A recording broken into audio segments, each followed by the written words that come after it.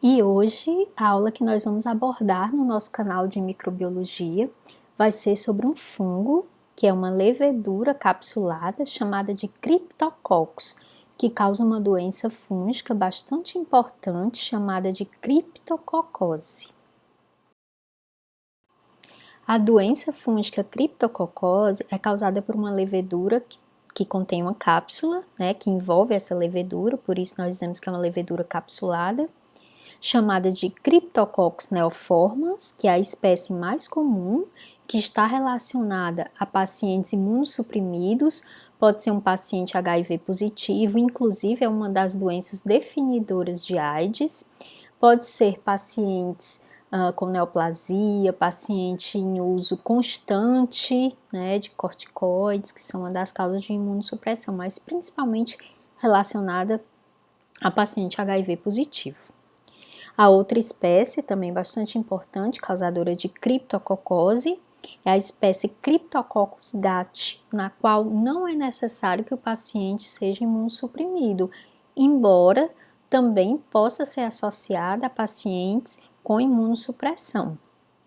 Entre as duas espécies de levedura, em relação aos aspectos clínicos da doença, não há muita diferença. Mas em relação à epidemiologia, há uma diferença importante em relação às fontes de aquisição da levedura.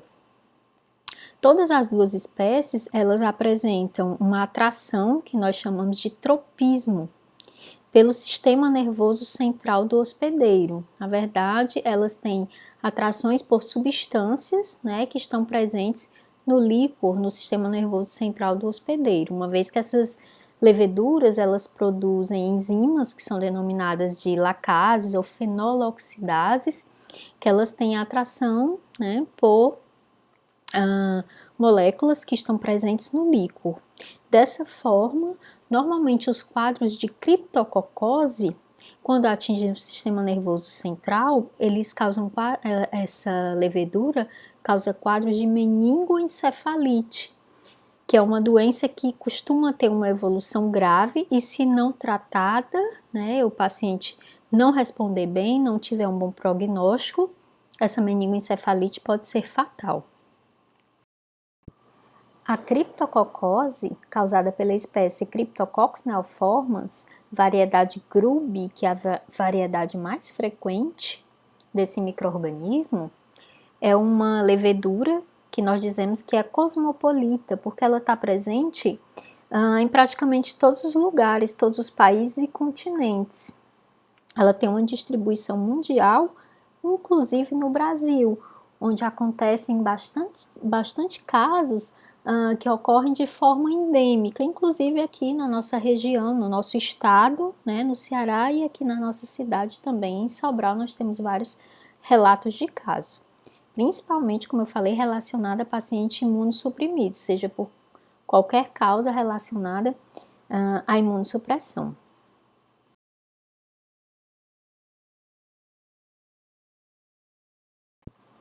Já os quadros de criptococose relacionados à espécie Cryptococcus gat, além de ter outra epidemiologia em relação aos quadros de Cryptococcus neoformans, variedade Grubbi, a sua epidemiologia é mais bem delimitada, Ocorre em algumas regiões mais específicas, principalmente em áreas tropicais e subtropicais. A doença já foi relatada, por diversas vezes, inclusive no Brasil. Não é tão comum e nem tão frequente como a causada pelo Cryptococcus neoformans, mas é também muito importante do ponto de vista epidemiológico, sanitário e de tratamento, de oferecer opções de tratamento para o paciente. Então, como eu disse há alguns momentos atrás, existem diferenças epidemiológicas entre a criptococose ocasionada pela espécie Cryptococcus neoformans e a criptococose ocasionada pela espécie Cryptococcus gat. Então, a primeira diferença é que o Cryptococcus neoformans ele está presente em locais como solos contendo fezes de aves, normalmente fezes de pombos principalmente, porque as fezes desses animais, eles propiciam um meio de crescimento e desenvolvimento dessa levedura. Os pombos, eles são os principais transmissores, digamos assim, da doença, não o animal em si, né? Porque o pombo, inclusive, ele não adoece, mas ele pode carrear a levedura nas suas partes do seu corpo, nas suas patas, nas suas penas, né? E como eu disse, o mais importante nesse caso é que as suas fezes fornecem um crescimento, um meio de crescimento para o Cryptococcus neoformans no solo, tá? Então, por isso que nós associamos muito a criptococose, causada pelo Cryptococcus neoformans, com os pombos, com as fezes de pombos, tá certo? É o principal local de aquisição. Já o Cryptococcus gat, né, a principal fonte de aquisição é material vegetal em decomposição. Então, o habitat, né, o local natural de morada dessa levedura costuma ser árvores, né, e aí pode ser troncos de árvores, solos perto dessas árvores, diversos tipos de árvores, inclusive frutíferas, já foram implicadas, né, como sendo locais de sobrevivência para essa levedura. Mas uma espécie em especial se destaca, né, que é a árvore do eucalipto. Então, normalmente o Cryptococcus gat, né, o local de sobrevivência, de preferência, digamos assim, para essa levedura, são árvores principalmente da família dos eucaliptos. Como as pessoas adquirem a criptococose? Então, a criptococose, também conhecida como meningite fúngica, devido à principal sintomatologia da doença, que ocorre nas meninges, né? Como eu disse, um quadro de meningoencefalite. A criptococose, ela é adquirida através da inalação das leveduras ou presentes no solo, relacionada a fezes de pombos, no caso do Cryptococcus neoformans, ou relacionada a material vegetal em decomposição, no caso do Cryptococcus gat.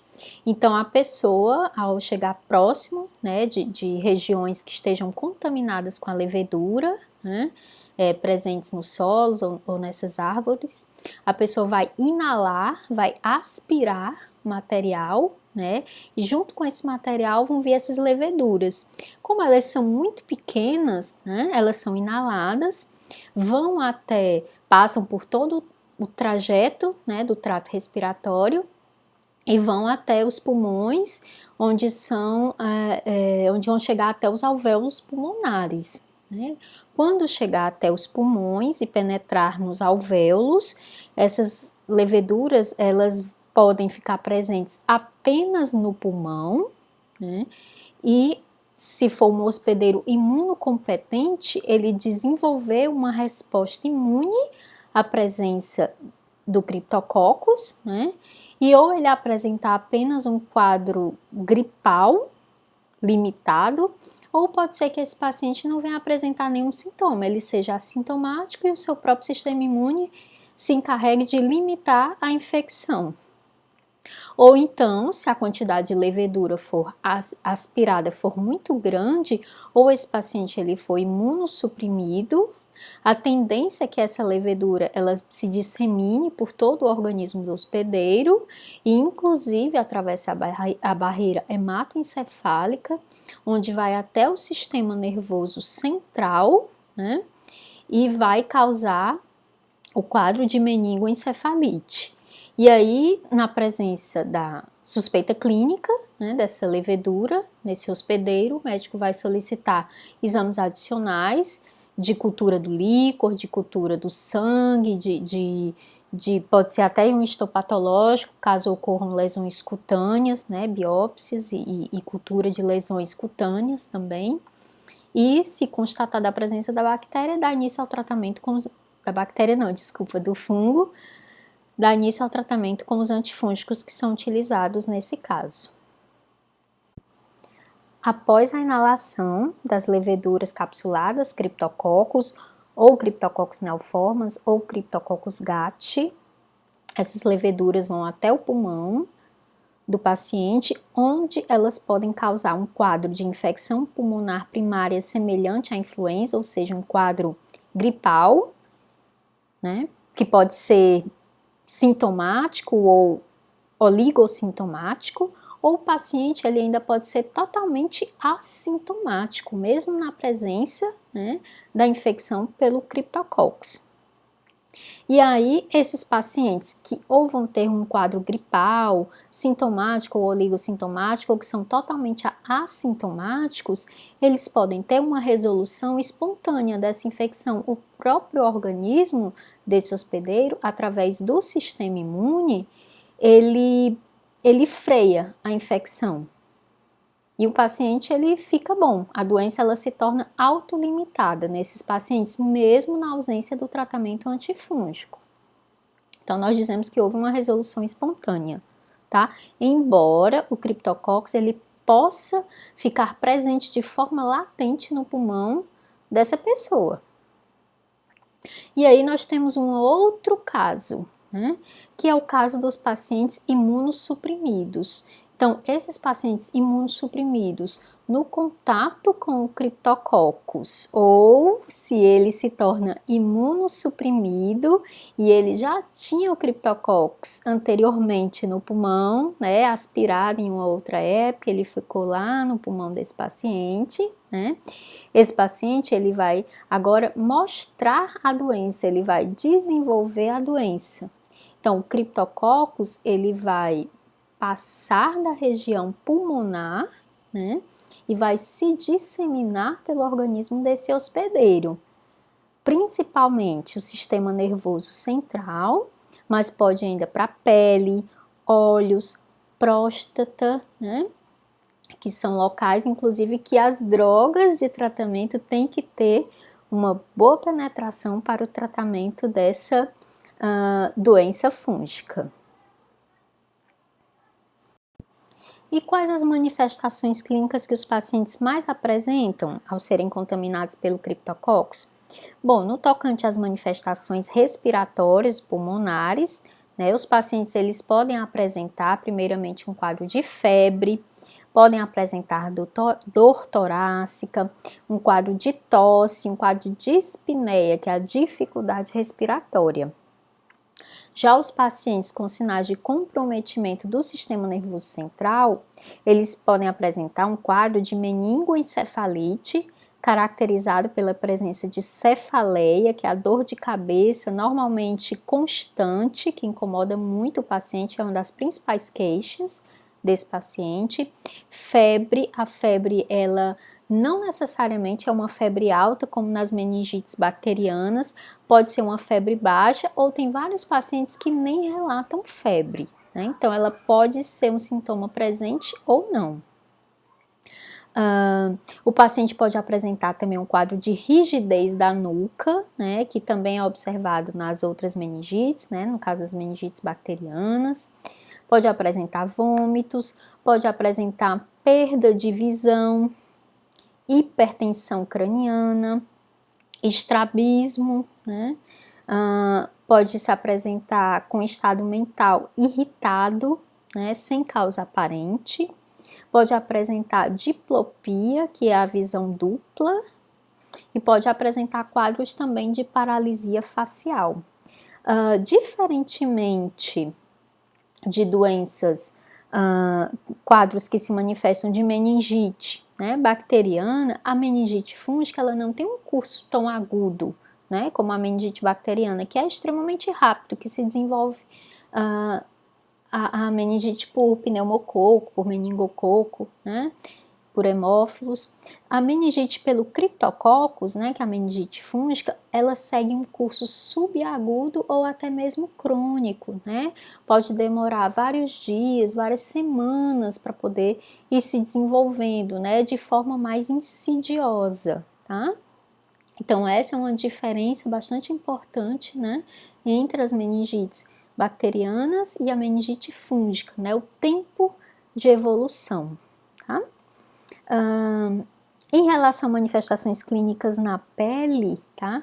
Os pacientes, caso tenham a criptococose disseminada, podem apresentar a presença de pápulas ou ulcerações, como nós vemos nessas fotos aqui ao lado no slide, né, aqui à direita.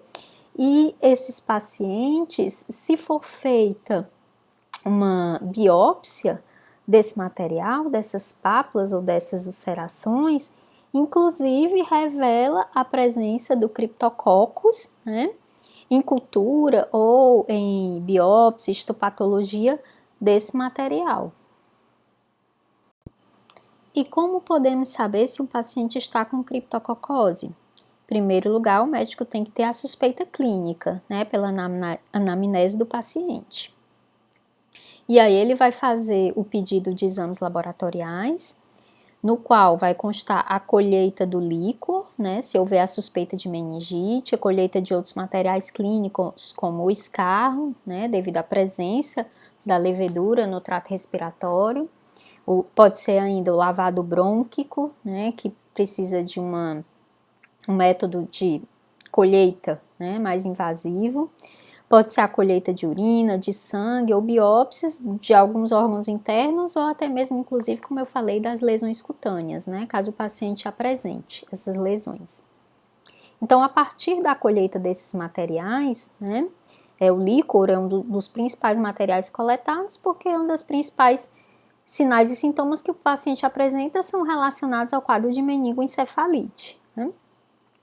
E aí, o líquor desse paciente, enviado para o laboratório de microbiologia, vai ser primeiramente feito, né, a pesquisa de criptococcus numa técnica que a gente chama com tinta da China, é um exame direto, né, em que o líquor do paciente ele é misturado com um corante, que se chama tinta da China, né? E ocorre nesse caso que a gente chama de coloração negativa. Nós vamos visualizar essa preparação, lâmina, lamínula, né? E onde houver a presença da levedura, do Cryptococcus, né, não vai haver coloração. Por quê? Por conta da cápsula do Cryptococcus, né, que não se deixa corar com esse corante chamado de tinta da China. E aí a gente consegue visualizar a levedura, porque toda a lâmina ela fica escura e onde tem a presença da levedura, do Cryptococcus, não fica escura, da mesma forma como nós estamos vendo aqui na foto aqui no canto à esquerda do slide. Então, esses materiais do paciente, inclusive o líquor, também podem e devem ser cultivados, né, nos meios micológicos, que é o H-saborô, o saborô com cloranfenicol e saborô com cloranfenicol e cicloheximida. Então, quando o Cryptococcus, né, ou o Neoformas, ou o Cryptococcus gat, crescem, né, nesse agar, no agar saborô, por conta da cápsula, né, que essa levedura apresenta, é uma cápsula muito abundante, esse crescimento fúngico ele fica com um aspecto bem brilhoso, né? E bem amolecido. Então, e ela desce pelo tubo no meio de cultura. E aí isso a gente dá o nome de crescimento em aspecto leite condensado, né? Porque a cápsula pesa, como a gente vê aqui na foto, né? Nesse tubo de meio de cultura. E normalmente o fungo ele se deposita na parte inferior do tubo, por conta da presença da cápsula. Além dos métodos de exame direto e cultura, né, que são os principais métodos que são utilizados para o diagnóstico da criptococose nos pacientes, o profissional também pode solicitar outras metodologias de forma até, inclusive, complementar no diagnóstico. Então, pode solicitar um exame histopatológico do pulmão do paciente, de lesões cutâneas, né, para observar também com as colorações mais utilizadas para fungos. Pode também solicitar um teste, né, de aglutinação em látex a partir do líquor do paciente, né, que pode ser inclusive um teste bastante importante, porque é um teste rápido de ser realizado, um teste que utiliza a reação antígeno-anticorpo. E ainda testes moleculares de biologia molecular, como o PCR, a reação em cadeia da polimerase, a partir de qualquer material clínico do paciente que detecte ácido nucleico dessa levedura. Então, pode ser feito no sangue, no líquor, nas biópsias, urina, qualquer um dos materiais, com a vantagem de ser um teste também mais rápido, né, do que a cultura. O tratamento do paciente com criptococose é um tratamento que, obviamente, vai utilizar drogas antifúngicas. E as principais drogas utilizadas, elas vão depender do tempo de evolução e da gravidade do quadro clínico do paciente, né? Como nós vimos, existem pacientes que nem precisam de tratamento, que são aqueles pacientes em que houve uma resolução espontânea da infecção. Mas aqueles pacientes sintomáticos, né, sintomáticos graves, importantes, né, como aqueles pacientes imunossuprimidos, vamos supor, um paciente HIV positivo, né, que ele chega com um quadro de meningite pelo criptococcus.